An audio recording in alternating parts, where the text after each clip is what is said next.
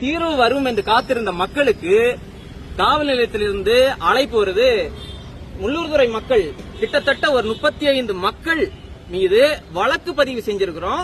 நீங்க ஒவ்வொருத்தரும் காவல் நிலையத்துக்கு 5 பேரா விசாரணைக்கு வாங்கன்னு சொல்லி அழைப்பு வருது. அப்போ நாங்க என்ன கேள்வி எழுப்புறோம் அப்படின்னா, ஏவிஎம் கால்வாய், அந்த ஏவிஎம் கால்வாயை ஆக்கிரமிச்சு வச்சிருக்காங்க. கேட்டா என்ன சொல்றாங்க, பட்டா நிலம்தான்.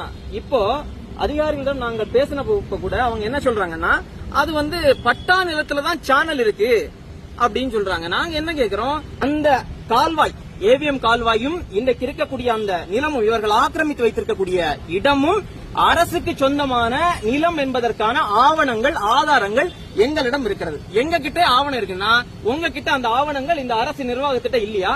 உங்களுக்கு தெரியாதா இது ஆக்கிரமிப்பு தெரியாதா? சரி, பட்டா நிலத்துல சேனல் வருதுன்னா என்ன கேக்குறேன், பட்டா நிலத்திலேயே சேனல் வருதுன்னா சேனல் இருந்த இடத்துல எப்படி நீங்க பட்டா கொடுத்தீங்க? எப்படி கொடுத்தீங்க? சரி, பட்டா நிலத்துல சேனல் வருதுன்னா நீதிமன்றங்கள் தொடர்ந்து அறிவுறுத்தி வருகிறது. எத்தனையோ உத்தரவுகள் தொடர்ந்து நீதிமன்றங்கள் போடுது. நீர்நிலைகளில் கட்டுமானங்கள் கட்டக்கூடாது, கடுமையாக எச்சரிக்கிறது நீதிமன்றங்கள். அந்த நீதிமன்ற உத்தரவை எல்லாம் நீங்க காத்துல பறக்க விட்டுட்டீங்களா இங்க இருக்கக்கூடிய அதிகாரிகள்? ஒன்றும் இல்ல. இப்போ இந்த மக்கள் போராடக்கூடியது அவர்களுடைய வழிக்காக, சாலைக்காக இல்லை. அது அரசு நிலம், அரசுடைய